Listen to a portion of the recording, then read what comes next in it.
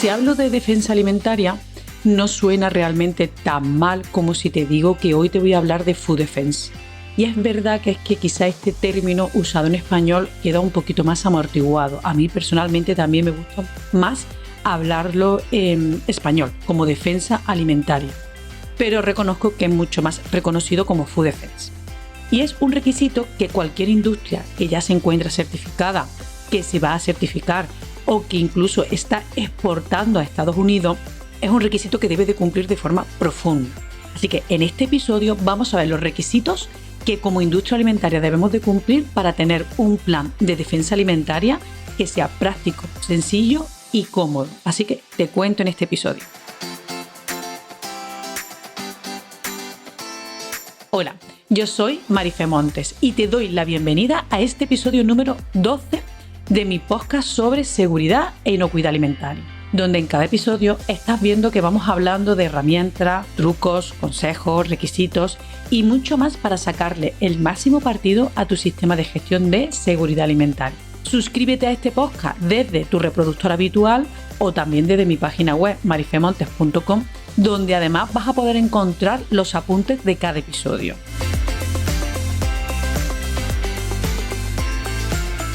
Como te decía, en este podcast nos vamos a centrar en los requisitos que cualquier industria certificada en IFS, en BRC o en FSS 22000 tiene que cumplir para tener un plan de seguridad basado en defensa alimentaria. No quiero centrarme en una única norma, quiero fusionar a estas tres que tenemos siempre en cartera, que sería IFS, BRC y FSS 22000, y vamos a ver cómo realmente estas tres normas tienen una misma base en requisitos expresados de manera distinta, y yo en este episodio lo que quiero es fusionar lo que cada una de estas normas nos están pidiendo dentro del plan de seguridad alimentaria para que podamos cubrir los requisitos y podamos cubrir cada una de estas normas o cubrir también y cumplir los requisitos que desde la FDA nos van a exigir que tengamos implantados para poder exportar nuestros productos alimentarios hacia Estados Unidos. Te hablo de estas tres normas ya que en la Unión Europea es verdad que no tenemos ninguna legislación específica. Tenemos el reglamento 178 del año 2002, que sí que es verdad que ahí nos pide como operador alimentario que tenemos la responsabilidad general de proteger al consumidor. En cambio, sí también es verdad que la FDA sí que nos tiene regulada de manera específica la necesidad de implantar de forma obligatoria manuales de defensa alimentaria. Por eso este episodio lo vamos a centrar en requisitos de la FDA y en requisitos de normas de certificación voluntaria, como hemos dicho, que son IFS, BRC y FSS 22000. Así que, bueno, pues vamos a ello. Vamos a comenzar repasando. Me gusta empezar repasando los requisitos de estas tres normas con respecto al tema que hablamos de defensa alimentaria o food defense. Si comenzamos por la norma BRC, la cual ya se encuentra en la versión 9, vamos a encontrar que tenemos requisitos en este referente en el punto 4.1 y 4.2. También está mucho más centrado en el 4.2, aunque tenemos alguna pincelada en el 4.1. Si tienes la norma a mano, pues vas a ver que en el 4.2 es donde vamos a encontrar estos requisitos. En cambio, si nos vamos a la norma IFS Food, la cual se encuentra en versión 8, vamos a encontrar los requisitos de defensa alimentaria en el punto 4.21. Y ya por último, si nos vamos a la norma FSS 22000, nos tendríamos que ir en concreto a la norma ISO TS 22002-1, que esta es la que es de aplicación a la industria alimentaria, y lo vamos a encontrar en el punto número 18. Realmente, bueno, no te preocupes porque cuando terminamos de escuchar este episodio, te vas a dar cuenta de que a pesar de que cada norma es verdad que lo está expresando de una manera distinta, no va a haber grandes diferencias entre ellas. La defensa alimentaria, o si lo seguimos llamando en término inglés, food defense, es verdad que se ha convertido en un tema muy relevante para la industria alimentaria a la hora de contrarrestar esa manipulación malintencionada o maliciosa que podemos sufrir en nuestras instalaciones o en nuestros productos. Este tema nos puede sonar algo lejano, pero realmente es más habitual de lo que podemos imaginarnos. Es un caso que puede ocurrir con una frecuencia mayor de la imaginada. Y antes de entrar de lleno a saber cómo o qué tenemos que hacer para disponer de un plan seguro de defensa alimentaria, quiero recordarte algunas definiciones que nos van a ayudar a entender mucho mejor este término. Si empezamos por definir o por repasar la definición de defensa alimentaria, vemos que realmente no hay ninguna definición que esté armonizada a nivel internacional. Pero bueno, yo pues sí te lo puedo definir como aquel sistema que está enfocado a implantar una serie de medidas de protección para nuestros alimentos, para nuestras instalaciones y para nuestro sistema productivo, con el principal objetivo de evitar que suframos una amenaza maliciosa que siempre va a tener un fin o una motivación de generar daño, bien a nosotros mismos como industria alimentaria, a las personas que están dentro de nuestra industria, o incluso, si vamos un poco más lejos, el motivo también es generar daño al propio consumidor que luego va a consumir nuestros productos. No va a tener tanto como un beneficio económico, como si podríamos estar hablando ya dentro del campo del fraude alimentario. En este caso, nos tiene que quedar muy claro que un plan de defensa alimentaria es para evitar esos actos de sabotaje, que su único o su principal objetivo es generar daño. Luego veremos a lo largo de este episodio el por qué quieren generarnos ese daño y quién podría ser esta figura que nos quieren generar ese daño. En una industria alimentaria se van a requerir de 3 sistemas de gestión de seguridad alimentaria bajo un mismo paraguas. El primero de todos se llama el plan de APPCC, que está basado en analizar los peligros accidentales, peligros que no están intencionados, que a veces pueden ser inevitables y que nuestro sistema lo que tiene es que determinar todas las medidas de control y prevención para evitar que ocurran estos peligros. Luego tenemos un segundo peligro que se llama el plan VACCP.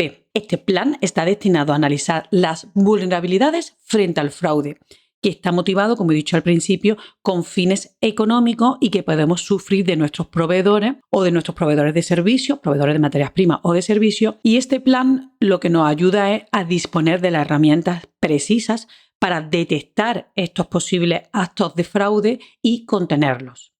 Y luego tenemos un tercer plan, que es el que nos trae a este episodio del podcast, que sería el TACCP, que sería el plan que me ayuda a analizar todas las amenazas de nuestro sistema o instalaciones frente a actos de adulteración, manipulación o sabotaje de nuestro sistema productivo o de nuestros alimentos, con un fin malicioso y con el objetivo de hacernos daño o hacer daño al consumidor. Vamos a centrarnos en este último que hemos dicho que sería el plan TACCP, que significa Threat Assessment and Critical Control Point, que en español sería evaluación de amenazas y puntos críticos de control, pero es verdad que las siglas nos ajustamos al término en inglés. Brevemente te voy a decir que este plan lo que requiere son, o para poderlo ejecutar, vamos a pasar por una serie de pasos que te abrevio rápidamente, que sería, en primer lugar, vamos a asignar una serie de responsabilidades. En segundo lugar, tenemos que evaluar las posibles amenazas que tenemos en nuestras instalaciones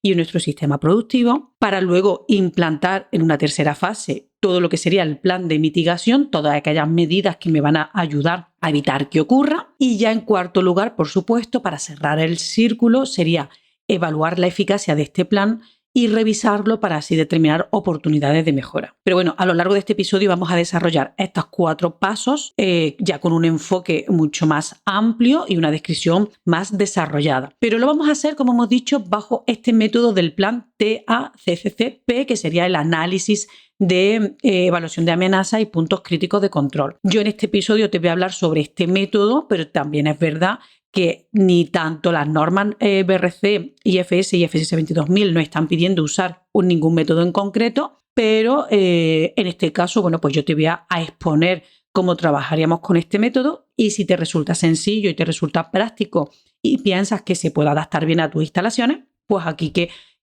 lo vamos a ir desarrollando. Con esto también te quiero recordar que si acudes a mi página web marifemontes.com, en la pestaña de podcast podrás descargarte los apuntes de este episodio, donde vas a encontrar desarrollado todos los conceptos que estamos vas a ver que está ahí totalmente desarrollado, pues eso, todos estos conceptos que estamos tratando para disponer de un manual claro y concreto de cómo implantar un plan de defensa alimentaria. Para implantar un plan de defensa alimentaria en la industria que cumpla con estos requisitos de las normas que venimos hablando, BRC, IFS y IFS 22000, va a ser esencial que desarrollemos un manual de implantación donde vamos a integrar todas estas directrices comunes y específicas de cada una de estas normas, vamos a alinearlas en un enfoque con un mismo objetivo que es hacia la inocuidad alimentaria, pero que es verdad que también tiene ciertas particularidades que tenemos que abordar. Y vamos a ir viendo a continuación cómo elaborar este manual de implantación de un plan de defensa alimentaria. Vamos a ver que tiene distintas fases y yo pues es verdad que aquí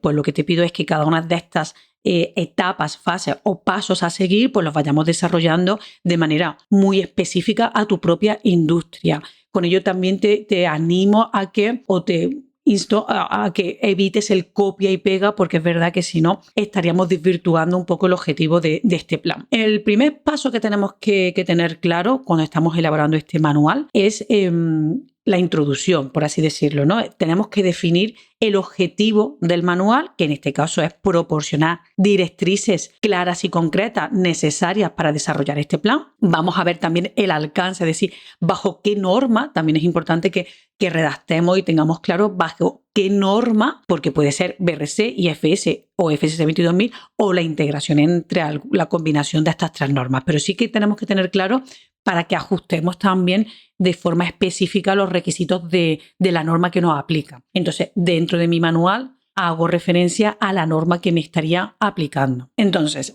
definamos el objetivo. El objetivo principal de este plan es garantizar que vamos a establecer una serie de procedimientos y controles efectivos que me ayudan a proteger toda la cadena de suministro contra actos intencionados que puedan afectar a la seguridad de nuestros productos con ese objetivo que dijimos de generar daño bien a nuestra industria, a la imagen de nuestra industria o al propio consumidor. Y luego tenemos que definir también el alcance hasta dónde llega nuestro manual. Es decir, este plan pues tiene que aplicar a todas las áreas de tu propia empresa que están involucradas en la producción, en el procesamiento, en el almacenamiento y también, sin olvidar, la distribución de los productos alimentarios alineados a estas normas que estamos hablando, pero tenemos que saber también el ámbito de aplicación a toda nuestra industria. Hemos dicho que íbamos a dividir la elaboración de este plan en 4 fases. Esa primera fase de formación y conformación de este equipo de defensa alimentaria. Es importante que definamos bien qué miembros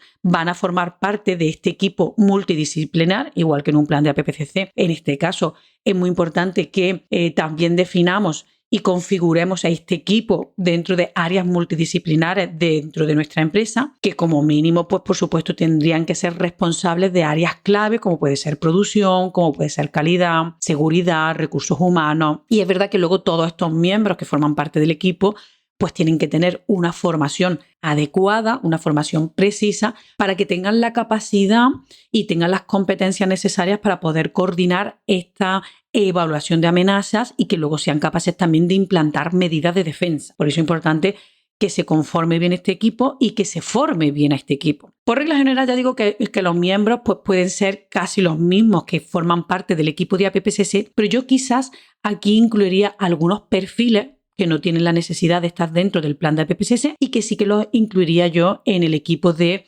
defensa alimentaria, como puede ser vigilantes, si tenemos un departamento de vigilancia de instalaciones, o el responsable de exportaciones, responsable de recursos humanos, responsable también del área tecnológica, por el tema del sabotaje también tecnológico, con lo cual yo ahí metería quizás otros perfiles un poco distintos. Para no aburrirte tampoco en este episodio y que es verdad que sería una información que nos saturaría muchísimo, sí que es verdad que si te descargas los apuntes de este episodio vas a encontrar que te he desglosado todos los equipos, todos los miembros que pueden formar parte del equipo y te he hecho una descripción detallada de cuáles serían todos los requisitos que deben de cubrir y cuáles serían todas sus funciones. Así que si te descargas los apuntes vas a encontrar que ahí te he hecho un listado bastante extenso de todos estos puestos de trabajo. Ya una vez conformado al equipo y que luego pues se le debe de dar esa formación para que sepan cómo desarrollar este plan, vamos a pasar a esa segunda fase que sería evaluar las amenazas y vulnerabilidades. Ya hemos dicho que este sistema de análisis de vulnerabilidades es un enfoque, una metodología que te recomiendo yo en este episodio,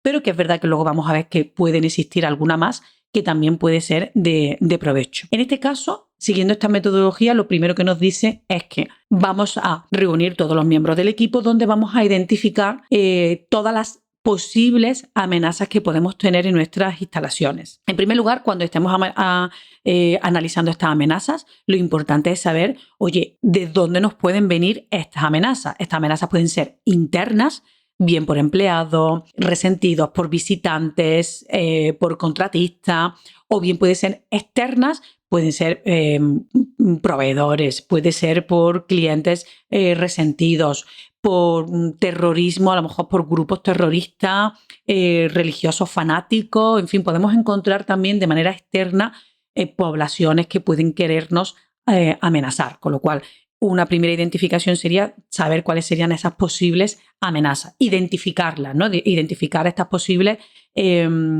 grupos de personas o actores que pueden llevar a cabo actos intencionados que pueden, bueno, pues verse comprometida nuestra seguridad alimentaria. Y todas estas amenazas, como hemos dicho, que pueden ser internas, externas, pues ya una vez identificada vamos a también saber un poco cuál puede ser su motivación, porque quizás un empleado puede tener una motivación más dirigida, un empleado resentido, a hacernos un daño, por ejemplo, económico o de reputación a nuestra empresa, pero si estamos hablando de un grupo terrorista, de un religioso fanático, pues a lo mejor quizás lo que quiera hacer daño a una población específica consumidora de nuestro producto, y así también vamos a poder disponer de muchos más datos evaluando estas posibles áreas de amenaza. Una vez que ya sabemos quién nos puede amenazar, vamos a evaluar las vulnerabilidades, es decir, vamos a identificar cuáles serían todos estos puntos dentro de nuestra cadena de suministro y de nuestras instalaciones que pueden ser vulnerables ante ese sabotaje. Tendríamos que identificar todas estas amenazas, ver sus vulnerabilidades y ver, bueno, pues posteriormente veremos cómo vamos a contener ese acto. A modo, digamos, de resumen, para tener una idea de cuáles serían todos los puntos que nosotros tendríamos que evaluar, si somos vulnerables o no, podríamos empezar por los puntos de acceso físico, es decir, analizar todas esas áreas críticas en nuestras instalaciones, como pueden ser los almacenamientos, áreas externas que tengamos partes traseras de las instalaciones, si tenemos almacenamientos externos no es lo mismo que los internos, en fin, áreas que veamos que pueden ser un poco más vulnerables. También analizaríamos la manipulación de los productos, qué etapas consideramos que quizás tengan menos control o deficitario control o alguna fisura o laguna a la hora de controlarlos y que por ahí puedan introducirnos algún contaminante. En las fases de envasado, de procesado, pues también analizaríamos un poco cuál es nuestro diagrama de flujo. Otro punto que también deberíamos de considerar sería el personal y el acceso, es decir, qué fallos tenemos a la hora de seleccionar al personal, qué control tenemos sobre las personas que estamos contratando, qué formación tienen las personas que hemos contratado, qué proveedores también de servicios están entrando en nuestras instalaciones para ver qué tipo de servicio nos hacen, si estamos recibiendo visitantes o no, pues también analizaríamos todos estos aspectos. Otro siguiente que es muy importante también considerar sería, y que cada vez más encontramos defectos en la ciberseguridad, es decir, tenemos que tener muy claro cuál es nuestra vulnerabilidad, cómo sería el acceso no autorizado a nuestro sistema de control de producción, a nuestro sistema de datos críticos y dónde podríamos tener ventanas de entrada que pensamos que quizás nosotros no somos una empresa de interés, pero lamentablemente es verdad que atacándonos por la seguridad tecnológica nos están haciendo ya cada vez más la puñeta porque todo lo tenemos totalmente digitalizado. Y luego ya en último punto, por resumir, sería a nivel de proveedores y logística. Bueno, pues analizaríamos la vulnerabilidad a lo largo de nuestra cadena de suministro desde que nos están suministrando materias primas, ver también cómo nos la están suministrando, haríamos diferencias si este producto está a granel, si es líquido, si es en polvo, si viene envasado, si está controlado, si pasa por una cadena de distribución más larga o más corta y de la misma manera hacia adelante, hacia nuestro cliente, con lo cual analizaríamos también esto, como digo, la cadena de suministro. Y nosotros ya una vez que hemos analizado todos estos puntos claves donde podemos tener vulnerabilidades, es donde ya vamos a ir enfocándonos a ver cuáles serían los posibles puntos de mayor riesgo o aquellos que inicialmente hemos podido pensar que son vulnerables, pero luego nos damos cuenta que tenemos ya medidas implantadas de manera que el nivel de riesgo pues, se va a ver muy disminuido. En los apuntes te he incluido también hasta 2 ejemplos de vulnerabilidades donde vas a poder analizar su riesgo y el plan de mitigación que yo te propondría para cada uno de estos eventos. Por no alargar este episodio, pues igualmente lo vas a encontrar en los apuntes de este episodio. Pero bueno, eso está como más desarrollado, pero aquí ya nos queda claro que al final tendríamos que analizar todo lo que serían puntos de acceso, diagramas de flujo, las distintas personas que andan por nuestras instalaciones, como tenemos sobre todo el tema de la ciberseguridad y las cadenas de suministro, tanto de proveedores como de transportistas. Bueno, pues analizando todos estos puntos nos quedarían bastante claros. Y luego ya hemos identificado los puntos vulnerables, vamos a analizar a continuación cuál sería el impacto potencial de esta amenaza sobre la producción y sobre la seguridad alimentaria. Es decir, cómo de importante podría ser, qué gravedad tendría,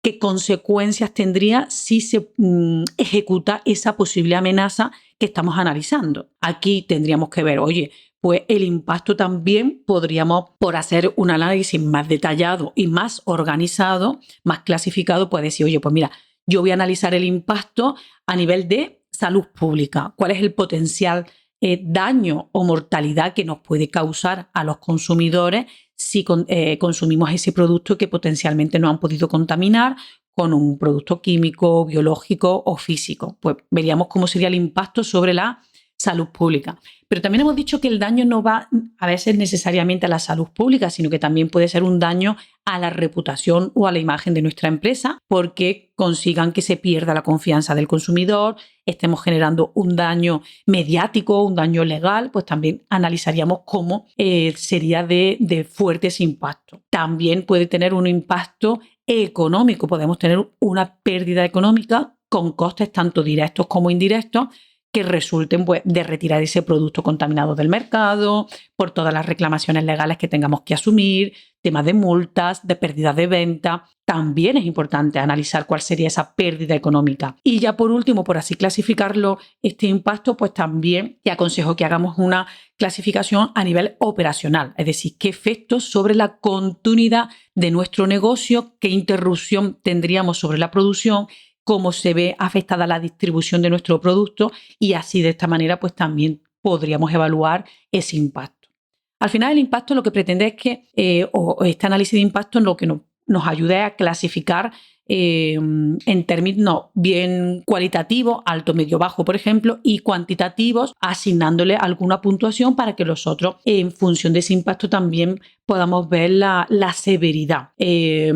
Aquí en este caso es verdad que yo lo que te aconsejo es que siempre que estemos analizando el impacto y la probabilidad para así determinar el nivel de riesgo, lo hagamos con valores que sean medibles, porque cuanto más objetivo sea ese valor, más fácil será llegar a un resultado, y ese resultado, independientemente de la persona que lo esté analizando, obtendría los mismos valores. Si llegamos a clasificar todo este impacto o probabilidad de una manera un poquito más subjetiva, pues va a depender mucho de la persona que lo esté llevando a cabo el análisis. Con lo cual yo aquí lo que te pido o lo que te aconsejo en este caso es que oye, clasifica los posibles impactos con unos valores medianamente medibles y las probabilidades para que cuando combinemos el impacto y la probabilidad de ocurrencia, pues obtengamos un resultado lo más objetivo posible. También es verdad que, bueno, la parte subjetiva siempre la tendríamos ahí, pero bueno, que intentemos determinar esos valores medibles. Y ya aquí, como siguiente consejo, lo que te digo es que los valores que usemos para medir los distintos niveles de impacto y de probabilidad, pues intentemos también que no sean escalones muy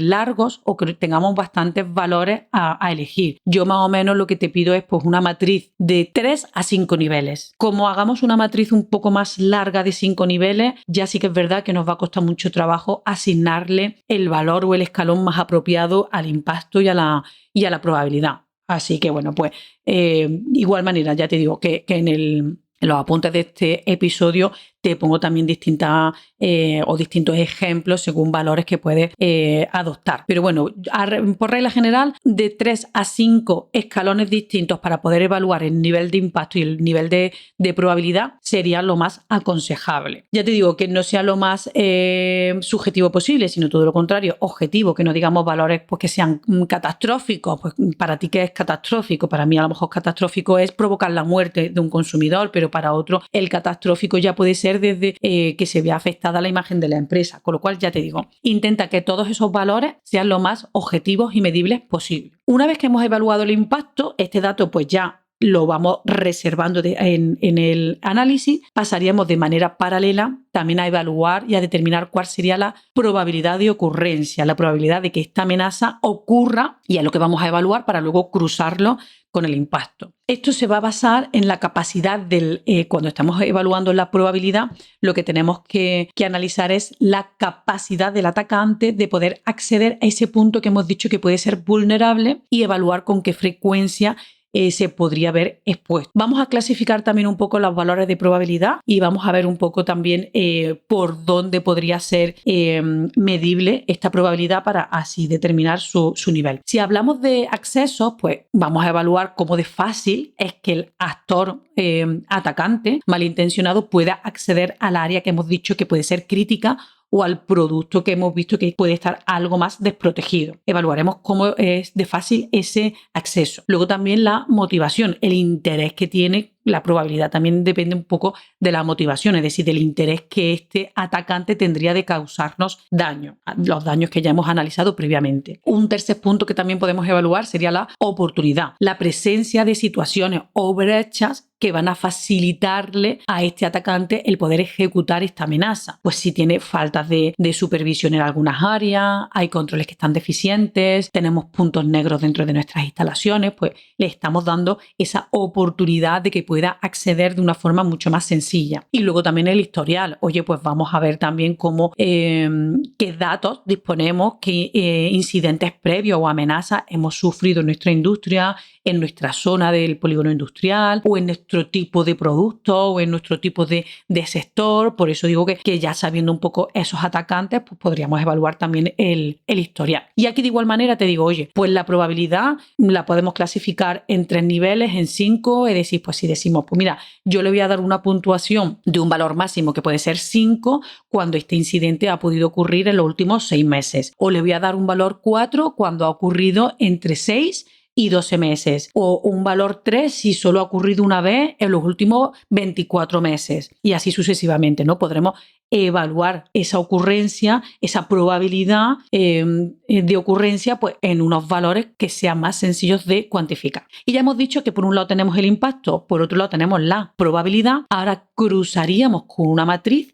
Fíjate que esto al final es igual que en el plan de análisis de peligro. Cruzamos de datos de probabilidad y de impacto y vamos a obtener el nivel de riesgo. Es ese tercer bloque, digamos, para poder evaluar esa vulnerabilidad de nuestras instalaciones, de nuestros procesos productivos. Aquí, pues de igual manera, ¿no? Vamos a cruzar esta matriz, vamos a obtener o bien 3 niveles o bien 5 niveles en función también de cómo nosotros clasifiquemos. Lo aconsejable sería entre eso, pues no más de 3 porque si no va a ser más complicado. Yo diría, oye, pues yo tengo los valores más bajos, sería un riesgo bajo, donde mi nivel de probabilidad y el impacto lo tenemos muy controlado, donde pues con todas las medidas que ya tengo implantadas generales en mis instalaciones, considero que el peligro de que tenga un acto de sabotaje es mínimo, no tengo que preocuparme mucho más. O podemos decir, oye, pues un riesgo medio, cuando ya vemos que ha subido este nivel, vemos que quizás la probabilidad o el impacto son algo mayor,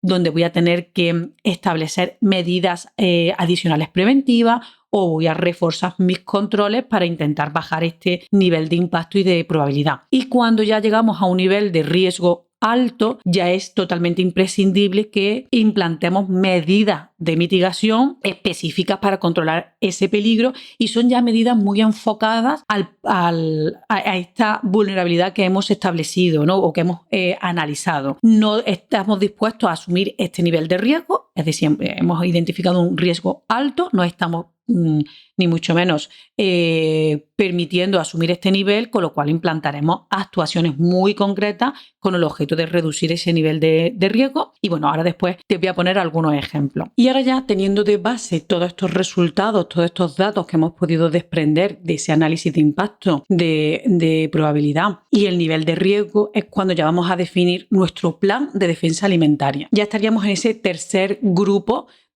o la tercera tarea, ¿no? Que es desarrollar ya el plan.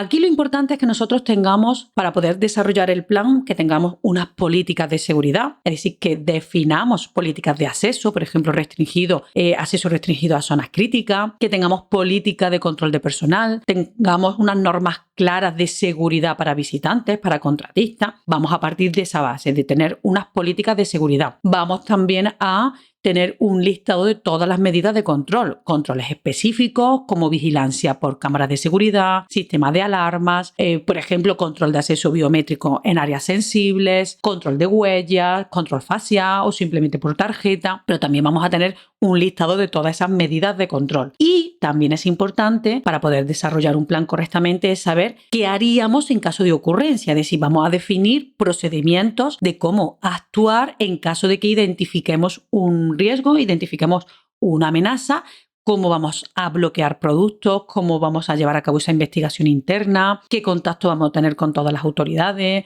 cómo vamos a identificar todas esas vías que se han visto alteradas, cómo vamos a reunirnos, a qué personas tendríamos que avisar. Es decir, ya vamos a establecer un procedimiento de actuación en caso de que ocurriese. Esperemos que no, pero en caso de que ocurriese tenemos que estar preparados y no vamos a andar improvisando en qué haríamos, sino que previamente lo que debemos definir en nuestro plan es ese procedimiento de actuación de acciones correctivas. Fijaros que al principio os dije que el equipo de seguridad, el equipo de defensa alimentaria tiene que estar conformado, configurado y además formado. Pero también vamos a necesitar que el resto del personal de nuestra empresa reciba formación en temas de defensa alimentaria. Tenemos que enfocar en esa formación cuáles serían todos estos comportamientos que tienen que tener, cómo vamos a manejar incidentes, qué medidas preventivas tenemos implantadas. Aquí te diría, oye, vamos a darle formación a todo el mundo para que sean capaces de identificar. Vamos a partir de la base de que todos llevamos buena intención y lo que hacemos es darles formación a todo el personal para que sean capaces y nos ayuden a poder identificar cualquier comportamiento sospechoso. Por supuesto que no le vamos a dar tampoco muchas más pistas de controles internos que tengamos dentro de la empresa para que, bueno, pues no puedan tampoco ingeniárselas para sortear, ¿no? Con los controles que nosotros tenemos puedan sortear, porque hemos dicho que el personal interno también es verdad que sería otra posible amenaza que puede sabotearnos, con lo cual vamos a darle formación pero sin darle pistas de todos los controles que nosotros estamos llevando a cabo. Hasta aquí, como ya hemos visto, ¿no? Es identificar cuáles son los miembros del equipo, hemos identificado cuáles serían nuestro nivel de riesgo gracias al análisis de la probabilidad y del impacto. Hemos establecido todo mi plan de mitigación teniendo en cuenta cuáles serían todas mis medidas de control, cuáles serían todas mis políticas, qué plan de actuación tendríamos. En última instancia hemos dado formación a todo el personal. Digamos que el plan ya lo tenemos trabajando, pero ahora tendríamos una siguiente o una última fase, ya una vez implantado todo este plan de defensa alimentaria. Es verdad que tenemos una última fase que la haríamos o la ejecutaríamos, implantaríamos a posteriori, que es, oye, voy a verificar y voy a validar mi plan. ¿Cómo puedo verificar que mi plan está trabajando correctamente? Pues nosotros podremos llevar a cabo auditorías internas, donde vamos a revisar la efectividad de este plan. Y es verdad que las normas como puede ser BRC, IFS y IFS 22000 no lo están exigiendo así, que estos planes sean auditados y sean evaluados. También podríamos considerar el tema de los simulacros de incidentes. Podemos realizar simulacros en función también de los puntos que hemos visto más vulnerables. Hacemos ejercicios prácticos para evaluar la capacidad que tendría de respuesta todo el personal ante posibles incidentes de defensa alimentaria. Podemos también poner ejercicios prácticos de intentos de sabotaje, intentos de adulteración para ver si somos detectados. Aquí en este punto la verdad es que lo que te aconsejo es que intentes ser más original de lo que hasta ahora estoy acostumbrada a ver, porque es verdad que todos los simulacros al final acabamos haciéndolos sobre la posibilidad de entrar una persona extraña para ver si es detectada a lo largo de nuestras instalaciones. Esto realmente es un simulacro que ya está un poco visto. Vamos a intentar ser un poquito más originales. También te digo, oye, vamos a hacer simulacros enfocados a nuestros puntos débiles. Si realmente la entrada de un personal extraño y la manipulación de alguna materia prima, pues puede ser, por ejemplo, un punto vulnerable nuestro. Bueno, pues sí que es verdad que vamos a enfocarnos ahí. Pero si quizás tenemos más vulnerabilidad a nivel, por ejemplo, tecnológico, o tenemos más vulnerabilidad en almacenamientos exteriores, o fallos en controles, o áreas en las instalaciones que suelen estar un poquito más negras, pues trabajaríamos esos simulacros enfocados a nuestro nivel de vulnerabilidad. Luego, otro punto que también me ayuda a evaluar la eficacia de mi plan sería tener indicadores de desempeño. Es muy interesante definir indicadores clave de desempeño para evaluar la eficacia de este plan, como puede ser el número de incidentes de seguridad que hemos podido detectar, el tiempo de respuesta ante emergencia, evaluar los datos históricos. Bueno, pues puede resultar bastante interesante disponer de algunos KPI. Y ya también es verdad que por último,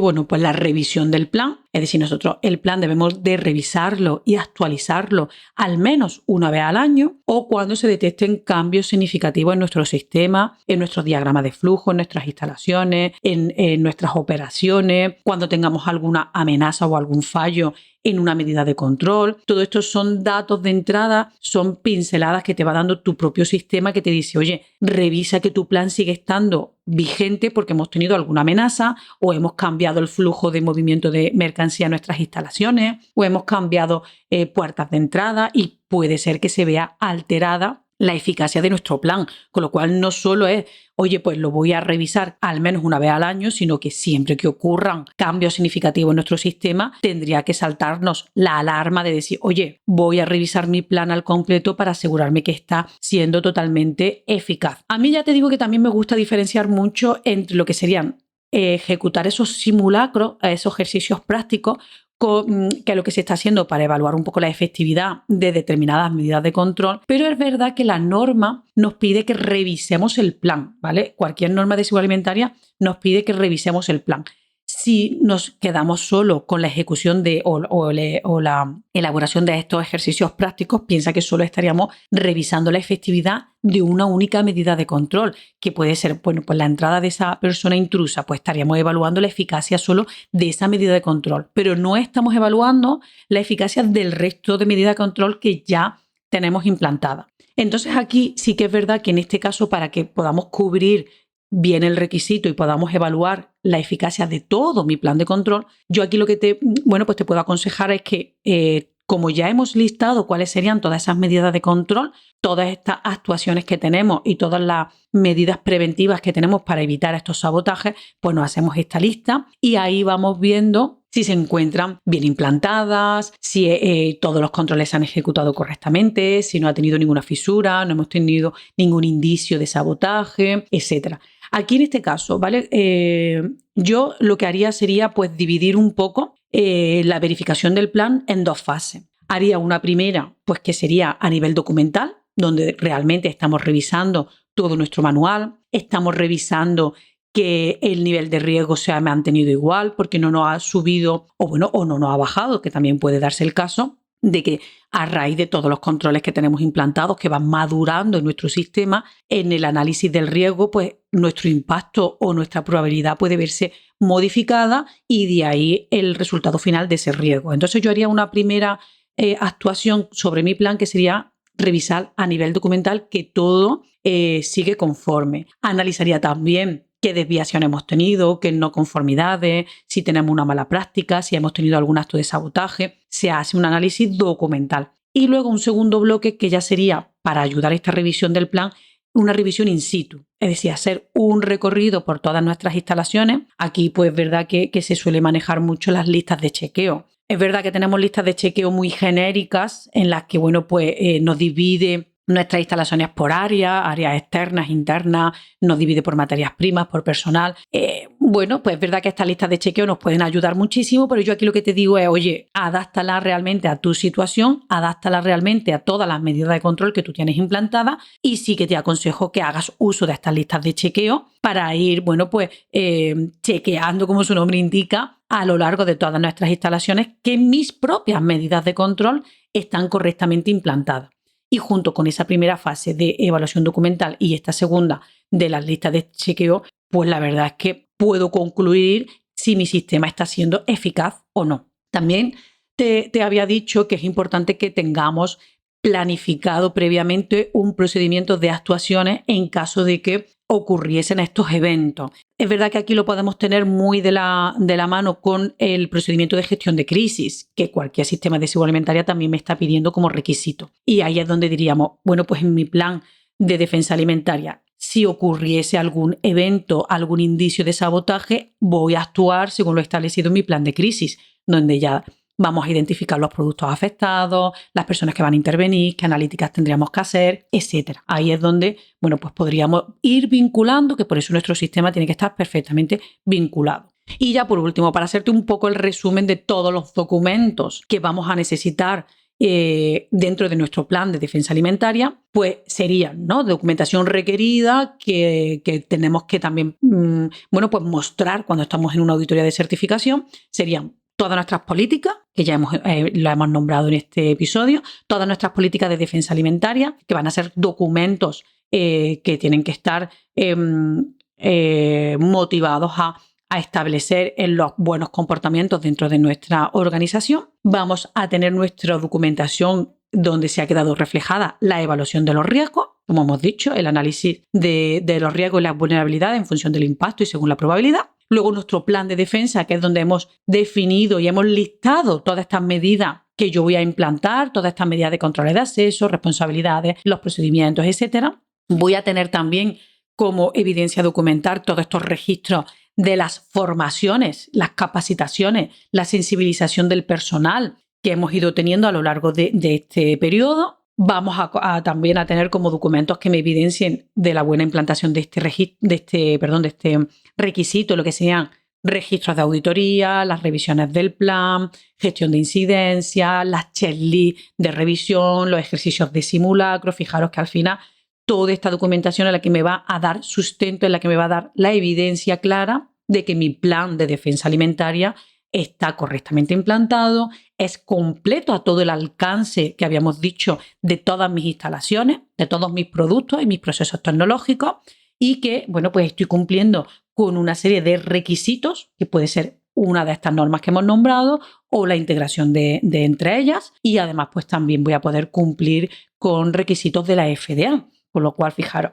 hasta ahora ya, bueno, pues ya digamos concluimos este episodio haciendo un recorrido general muy detallado, pienso, y que, como te he dicho anteriormente, en los apuntes vas a encontrar información adicional que profundiza un poquito más sobre esta materia.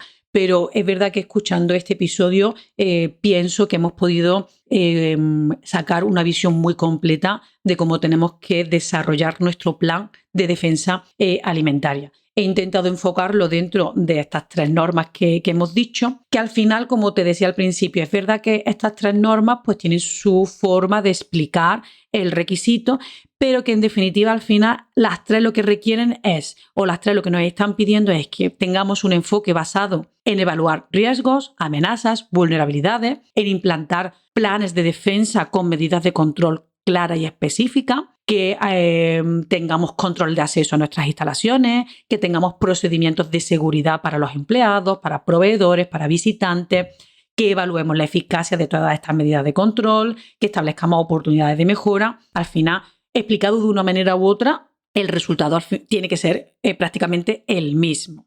Así que, como ya resumen general, ya hemos podido ver cómo disponer de un manual de defensa alimentaria bajo este enfoque. En este caso, pues sí que te he hablado del enfoque del sistema TACCCP, de análisis de vulnerabilidades y puntos críticos de control, pero también te he dicho, oye, hay otros métodos que son igualmente válidos, que también podemos cubrir los requisitos de la norma BRC, IFS, FSS 22000, la FDA, pero que, bueno, en este episodio te he querido hablar sobre este sistema, sobre esta herramienta. Por ejemplo, en un siguiente episodio, si así te resulta interesante, me lo puedes hacer saber, y podemos hablar de otro sistema o de otra herramienta que tenemos que se llama Carver, que también evalúa de una manera muy, muy detallada todos los puntos críticos, pues a nivel de criticidad, accesibilidad, recuperabilidad, vulnerabilidad, efecto, reconocimiento.